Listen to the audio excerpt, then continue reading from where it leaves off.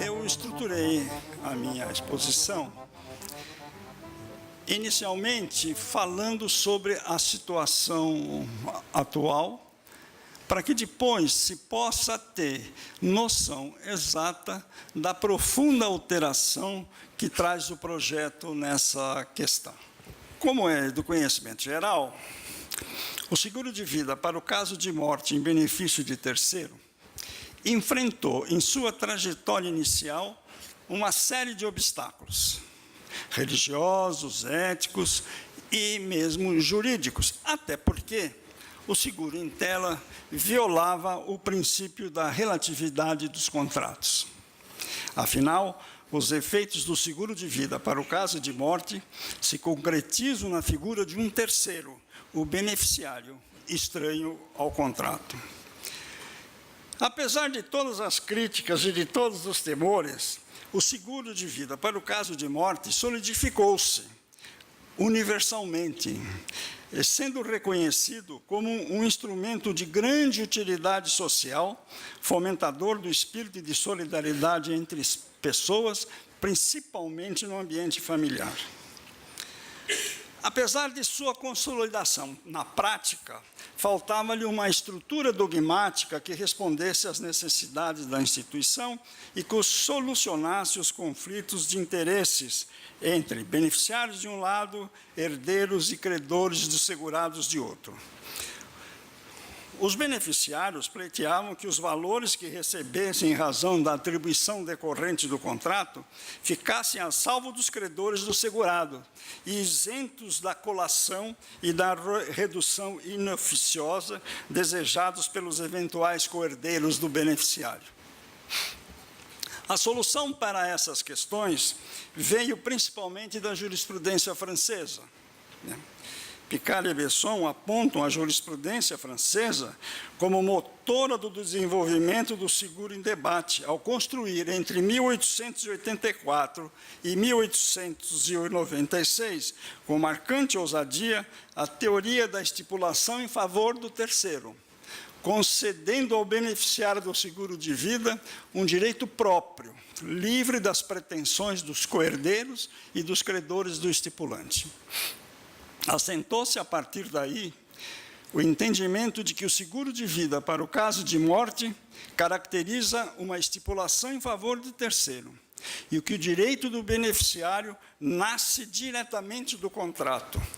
O terceiro beneficiário adquire, no dizer de Maria Inês de Oliveira Martins, que nos brindará com uma palestra amanhã, um direito autônomo de exigir do promitente o cumprimento da prestação.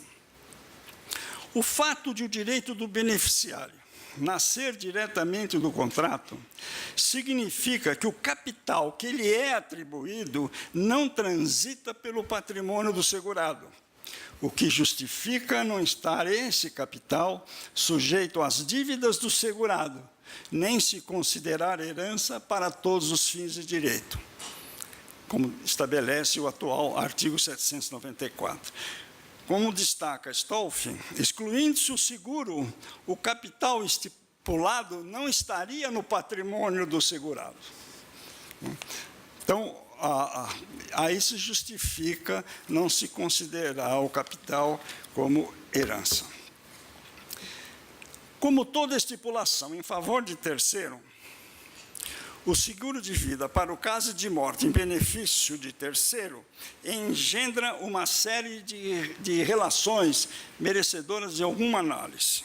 Destaque-se de início que o seguro em estudos enseja apenas duas relações obrigacionais: segurador frente segurado e entre segurador e beneficiário. A relação que se estabelece entre segurado e segurador é contratual, é sinalagmática, em que a obrigação do segurado é pagar o prêmio e a do segurador é garantir o interesse do segurado relativo à duração de sua vida e, em ocorrendo o sinistro, morte do segurado, efetuar o pagamento do capital contratado a um terceiro que não é parte no contrato.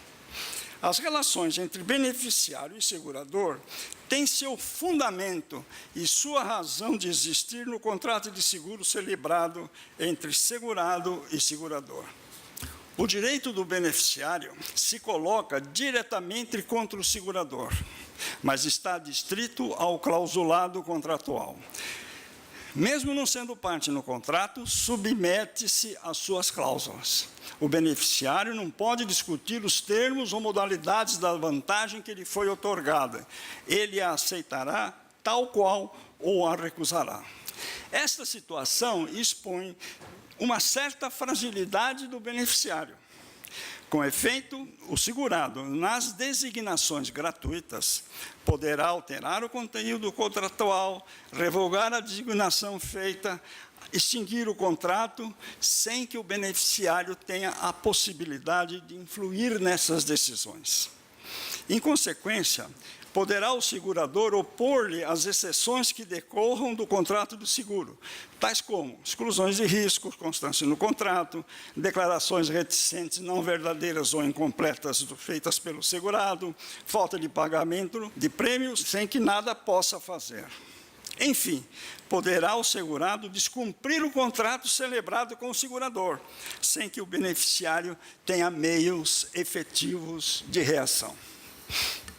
Como ensina a jurista portuguesa Margarida Lema Rego, aspas, o terceiro não poderá reagir eficazmente contra essa conduta do estipulante com base em um incumprimento do contrato a favor de terceiro, mas somente na base da sua própria relação com o estipulante, exterior ao contrário, a contrato a favor de terceiro. E nada poderá fazer se o promitente, seguradora, se recusar a prestar, invocando a exceptio non adimplent contratos. Concretizado o direito do beneficiário, estará ele legitimado para solicitar ao segurador o pagamento do capital contratado. Resta examinar as relações ou a ausência de relações contratuais entre segurado e beneficiário. Isso quando a designação beneficiária for a título gratuito, ou seja, quando caracterizar uma mera liberalidade do segurado para com o beneficiário. Em verdade, não há uma relação obrigacional entre segurado e terceiro beneficiário. O beneficiário, não tem nenhuma obrigação frente àquele, não tem ação contra o segurado, mas apenas contra o segurador. De seu turno, o segurado não tem nenhuma obrigação frente ao beneficiário que seja oriunda do contrato de seguro.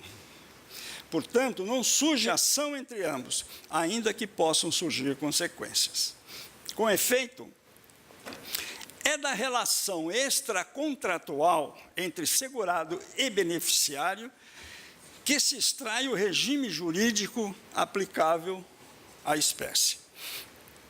Não oferindo o segurado benefício com a designação, caracterizada estará a designação a título gratuito, ou seja, uma liberalidade do segurado.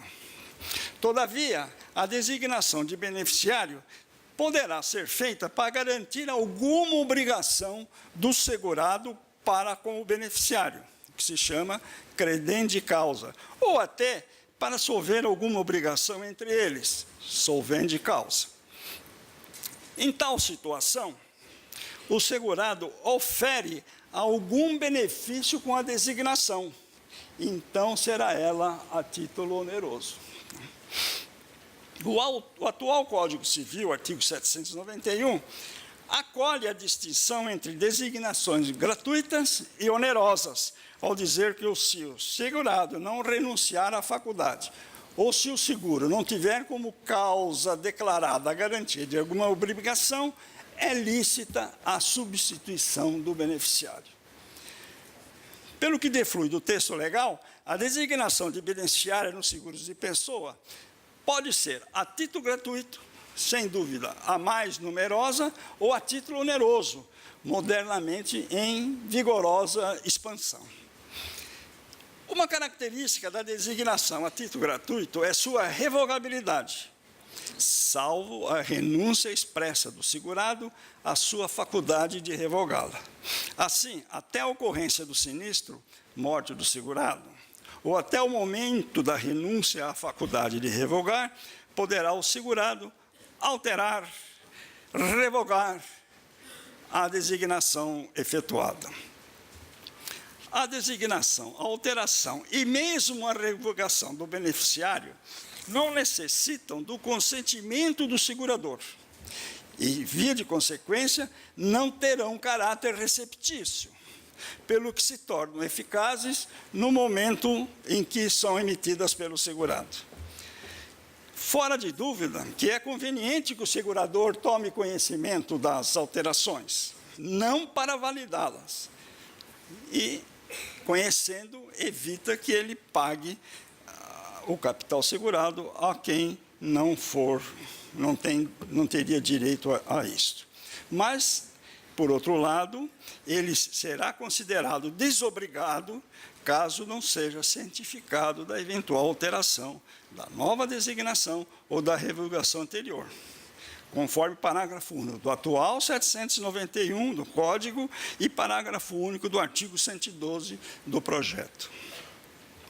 Consequentemente, o beneficiário é titular de uma mera expectativa de direito, expectativa ainda insegura, desprovida de direito subjetivo e que pode ser alterado por quem a constituiu, no caso o segurado, sem nenhuma justificativa e sem nenhuma sanção. O direito do beneficiário somente surgirá com a morte do segurado. As designações a título gratuito dizem com que vai de mais íntimo no espírito do segurado, que visa com a designação a subsistência do beneficiário ou, no mínimo, a melhora da sua existência. Não por outra razão, costuma-se dizer que o seguro de vida para o caso de morte tem finalidade previdenciária, principalmente no âmbito familiar e, na generalidade dos casos, teriam um viés altruísta. Houve até quem afirmasse que a designação beneficiária seria uma nova forma de fazer um testamento, embora, em direito, os dois atos não se identifiquem. Mas acho que não se pode negar que há, de fato, não de direito, registre-se, alguma proximidade entre eles, qual seja o desejo de aquinhoar determinadas pessoas sem nenhuma contraprestação.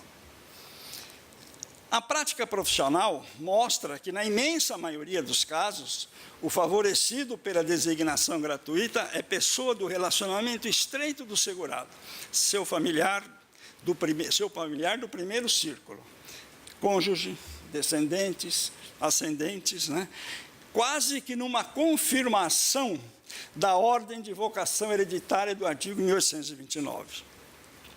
Se nas designações a título gratuito a regra é a revogabilidade, nas onerosas tornam-se elas irrevogáveis para o segurado. A designação, como já afirmado, poderá ser feita para garantir obrigação do segurado para com o beneficiário, constituída antes ou concomitante ao seguro, e a revogabilidade poderia frustrar o objetivo da contratação. Como consequência da irrevogabilidade, a designação onerosa atribui ao beneficiário um direito condicional desde a designação, que somente se consolidará com a ocorrência do sinistro. Há, portanto, um direito sujeito a uma condição suspensiva, a morte do segurado. Nas condições suspensivas, há também uma expectativa, mas uma expectativa fundada, de que provavelmente a condição será cumprida e não poderá ser alterada pela simples vontade de quem a instituiu, no caso, o segurado. Portanto, há um direito subjetivo que possibilita ao beneficiário, pela condição, atuar para preservar esse seu direito, como, por exemplo, substituir-se ao segurado no pagamento dos prêmios, mesmo que haja objeção deste. Estamos falando sempre, agora, de designação onerosa. Ademais, nas designações onerosas, desaparece a função previdenciária. Desaparece o eventual altruísmo. O segurado procura satisfazer os seus próprios interesses, obtém vantagens com a designação. Em conclusão, pela sistemática atual, a atribuição feita ao terceiro poderá ser para saldar uma obrigação do segurado, com esse mesmo terceiro, solvente causa, que é uma possibilidade praticamente desconhecida entre nós, ou darem garantia de alguma obrigação, credente de causa, ou ser ainda uma mera liberalidade, donante de causa. Se em relação ao contrato de seguro de vida para o caso de morte, com designação gratuita de beneficiário, o PL, o projeto de lei, não traz alterações de monta. O mesmo não acontece em relação ao seguro de vida para a garantia de obrigações e para os que tenham função indenizatória. Nestes últimos, as inovações são profundas. O avanço é significativo, podendo-se dizer que cria um novo seguro de pessoa no Brasil. O atual Código adotou a dicotomia seguros de dano, seguro de pessoas, e excluiu do âmbito do seguro, da seção destinada, do âmbito da seção destinada a regular seguros de pessoa, a garantia do reembolso de despesas hospitalares ou de tratamento médico, nem o custeio das despesas de luto e de funeral do segurado. Parece não haver dúvida de que os denominados seguros-saúde têm função indenizatória. Daí o seu afastamento da seção seguros de pessoa, o que levou ao entendimento de muitos de que o seguro-saúde e o de custeio de despesas de luto e funeral seriam os únicos seguros de pessoa com função indenizatória. Todavia, a realidade escancarava a existência de seguro de pessoa com finalidade indenizatória, como é o caso, a meu ver, do seguro sobre a vida de outrem, que garante o interesse econômico do segurado, tomador, contratante, sobre a pessoa da pessoa segura. Sendo econômico o interesse garantido, a morte da pessoa segura acarretará um prejuízo para o contratante. No entanto, há o entendimento de que, ainda que o interesse econômico no momento do sinistro seja inferior ao da contratação, o valor da prestação do segurador deve ser o da contratação, tornando sem efeito, a meu ver, a cautela do legislador, ao exigir a demonstração do interesse econômico do seguro sobre a vida da pessoa segura, de evitar que respectivo seguro se transforme numa aposta, com a possibilidade até de pôr em risco a vida da pessoa segura. Salta aos olhos que os seguros de pessoa com finalidade indenizatória e os contratados para a garantia de obrigação não permite a contratação de quantos seguros o segurado desejar. E nem o capital pode ser livremente estipulado conforme o disposto no artigo 789. Interessante observar que, enquanto o artigo 789 concede ao segurado a possibilidade de livremente estabelecer o valor do capital e contratar quantos seguros desejar, os 2 artigos seguintes limitam essa liberdade. O artigo 790, regulador do seguro sobre a vida de outros por ter função indenizatória, impede que o valor do capital possa superar o valor do interesse econômico do contratante sobre a vida da pessoa que segura, sob pena do sinistro ensejar inadmissível lucro. O 791 prevê a possibilidade de designação beneficiária para a garantia de obrigação, instituindo a sua irrevogabilidade. Evidente a impossibilidade de se contratar vários seguros sobre essa mesma obrigação, e nem o capital segurado poderá superar o seu valor. Mas o ditame do artigo 791 pode levar, e tem levado, a interpretações não condizentes até com a sistemática do Código. Para tanto, basta ver o disposto no parágrafo 2º, artigo 31 da Circular SUSEP 302 de 2005, que proíbe cláusula obrigando o segurado a comunicar à sociedade seguradora, proíbe a obrigação do segurado comunicar à sociedade seguradora a contratação posterior de outros seguros de pessoa com coberturas concomitantes. O fundamento dessa proibição seria justamente o disposto no artigo 789, que permite contratar quantos seguros o segurado quiser e no valor que desejar. Se ele pode contratar quantos seguros quiser, segundo a SUSEP, não haveria necessidade de se comunicar a contratação de novos seguros. Na verdade, o órgão regulador ouvidou a existência de inúmeros seguros de pessoas em que não há possibilidade do segurado contratar quantos seguros desejar. E, sobretudo, ouvidou que a teor do artigo 757, o interesse garantido pelo seguro deve ser, por definição, legítimo. Interesse legítimo é aquele merecedor da proteção legal. Por óbvio, o seguro para a garantia de obrigação contratado por valor superior ao da obrigação garantida torna ilegítimo o interesse que se pretende segurar.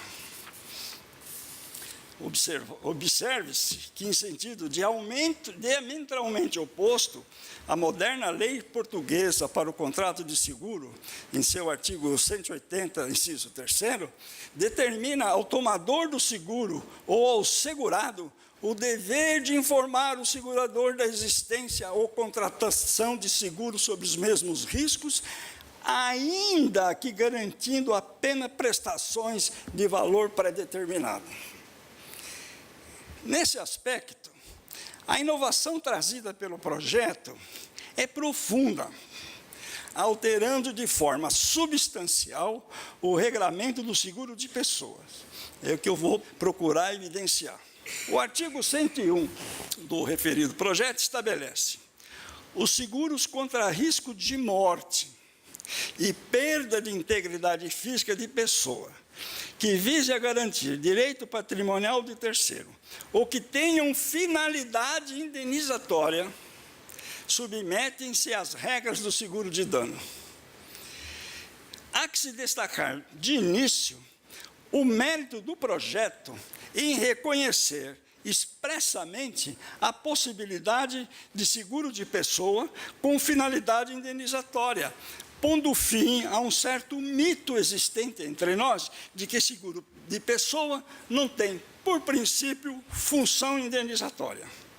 Pondo-se nesse ponto o projeto de acordo com as mais modernas legislações, como o artigo 163 da lei mexicana, o 175.2 da lei portuguesa, né, que admite também expressamente a possibilidade de seguro de pessoas cobrir um interesse econômico.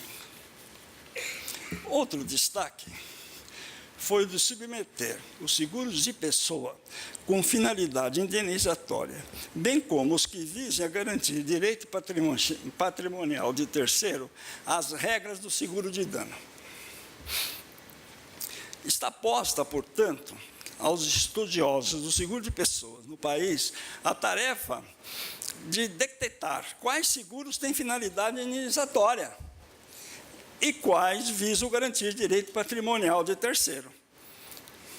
Particularmente, penso que o seguro sobre a vida de terceiro caracteriza típico seguro de dano, como já disse, dado que o interesse sobre a vida da pessoa segura é econômico. Em consequência, a morte da pessoa segura acarretará um prejuízo ao segurado, prejuízo que deve ser avaliado no momento do sinistro, já que o valor do interesse pode sofrer alterações no curso do contrato, né? Tomemos como exemplo um atleta profissional, um jogador de futebol, que quando da contratação vale uma fortuna, e depois, por circunstâncias as mais diversas, né, não passa de um reserva. E, evidentemente, que o valor dele no ato da contratação já não é o mesmo, né, ao custo do contrato e não será o mesmo na hipótese de um sinistro.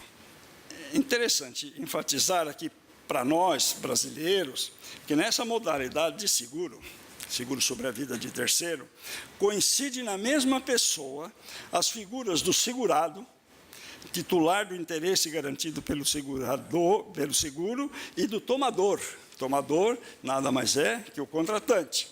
Saliente-se que o terceiro, sobre cuja vida é contratado o seguro, pessoa segura, não é parte contratual, não é titular do interesse segurado, não é beneficiário, mas somente a pessoa sobre quem incide um risco, desempenhando no contrato de pessoa, nos contratos de seguro de vida, papel semelhante ao da coisa no seguro de dano.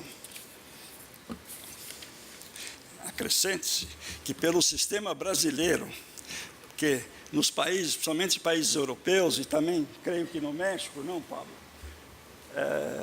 se exige da pessoa segura consentimento na contratação do seguro sobre a vida dela. No sistema brasileiro, e o projeto mantém, e eu acho que corretamente, não se exige o consentimento, mas se exige a demonstração do interesse econômico do contratante sobre a vida da pessoa segura. Parece-me também ter finalidade indenizatória o seguro que garante o pagamento temporário de diárias decorrentes do afastamento do segurado de suas atividades profissionais causados por doença ou doença, que se denomina, na prática, de seguro perda de renda, embora registre-se o valor do dano seja pré-determinado. Dentre os seguros que visam garantir interesse patrimonial de terceiro, destaca-se o conhecido seguro prestamista, largamente utilizado pelo mercado segurador brasileiro. Todavia, o que mais chama a atenção no artigo 101 do projeto é a dicção adotada. Diz ele que os contratos contra os riscos de morte e de perda de integridade física que visem garantir direito patrimonial de terceiro, submetem-se às regras do seguro de dano. Direito patrimonial de terceiro significa, a meu ver, direito de pessoa diferente da do tomador do seguro. Direito de quem não é parte no contrato. O tomador contrata o seguro, mas quem tem o direito patrimonial garantido será o terceiro, o credor da obrigação, ou seja, este será o segurado. O contratante contrata, paga o prêmio, mas não é o segurado. Tem essa distinção, que é importante. Em tais situações, estar-se à frente, eu penso, a um seguro à conta de outrem. Instituto típico do direito do seguro, em que tomador e segurado são pessoas distintas. Ao conceitar os seguros por conta, Margarida Lima Rego afirma que eles correspondem aos seguros em que há, ou se admite que haja, pelo menos um terceiro segurado. Talvez eu possa dizer que o projeto trocou as designações onerosas pelo seguro à conta de outra. Pelo projeto, a rigor, não teremos mais as designações onerosas, mas teremos um seguro à conta de outra, onde o beneficiário é o próprio segurado. Não obstante, o artigo 101 estatui que os seguros para garantir interesse patrimonial de terceiro e os que têm finalidade indenizatória submetem-se às regras do seguro de dano, o seu parágrafo único contempla a solução não prevista para os seguros de danos. O corpo do 101 contempla duas hipóteses: seguros com finalidade indenizatória, seguro de dano, portanto, e seguros para garantir direito patrimonial de terceiro, que, embora não sendo a rigor seguro de dano, a ele se aplicam as suas regras. De seu turno, o parágrafo único refere-se somente aos destinados a garantir direito patrimonial de terceiro. Com efeito, o dispositivo reza: quando no momento do sinistro o valor da garantia superar o valor do direito patrimonial garantido, o excedente sujeitar-se-á às regras do seguro de vida e será credor da diferença aquele sobre a vida ou integridade física, aquele cuja sobre a vida ou integridade física foi contratado o seguro, e no caso de morte, o beneficiário. Como se vê, o parágrafo único nada diz em relação ao seguro com finalidade indenizatória. Mas é assim que tinha que ser. Pelo menos, na minha opinião. É assim que tinha que ser. Nos seguros de dano, não há excedente de capital. No seguro de dano, não há excedente de capital. O que pode haver é valor do dano inferior ao valor segurado. Já no seguro de pessoas, sem finalidade indenizatória, tal situação não se concretizará, pois são, como se sabe, seguros de capitais. E a prestação do segurador terá o valor do capital contratado. Não se apura o valor do dano. No caso específico de pessoas, de seguro de pessoa, para garantir direito patrimonial de terceiro, a depender da forma como são contratados, poderá ocorrer a sobra de capital, como ocorre atualmente com o denominado seguro prestamista a capital fixo. Ao final, vai sobrar capital. E como é seguro de capital, né, a seguradora tem que desembolsar o capital. Nessa modalidade, no ato da contratação, já ocorre a designação de beneficiário, credor do excesso de capital. Porque no seguro de vida à conta de outrem, o segurado não pode indicar beneficiário. Ele não indica beneficiário porque ele não é parte no contrato. Assim, na hipótese do parágrafo único, estaremos diante de um seguro garantindo o direito patrimonial de terceiro, seguro à conta de outrem, em que o segurado é terceiro, não o contratante. E o contratante, por sua vez, é pessoa segura sobre quem incide o risco segurado. É quem deverá sofrer o sinistro. Estaremos também frente à possibilidade do valor da garantia superar o valor do direito patrimonial garantido. E então o excedente sujeitar-se-á às regras do seguro de vida. Na hipótese, haverá um seguro misto, ou melhor, dois seguros. Um seguro garantindo o direito patrimonial de terceiro e um seguro sobre a vida do próprio tomador em benefício de terceiro relativo ao capital excedente. Isso significa, a meu ver, que o tomador do seguro à conta de outrem torna-se também tomador do seguro de vida, e dele, do seguro de vida, torna-se segurado, cabendo a ele, contratante e segurado, a designação do beneficiário. E, não existindo o beneficiário designado, deverá ser aplicado o disposto no artigo 113 do projeto.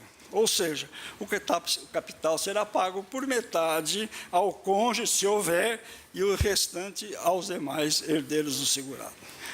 Uma outra modificação importante a ser lembrada, são muitas as modificações.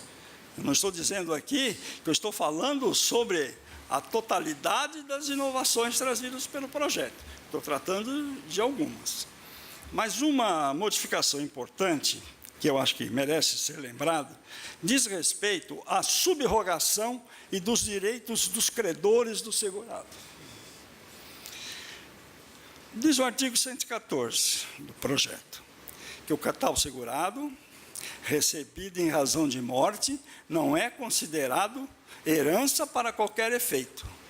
Não é considerado herança para qualquer efeito.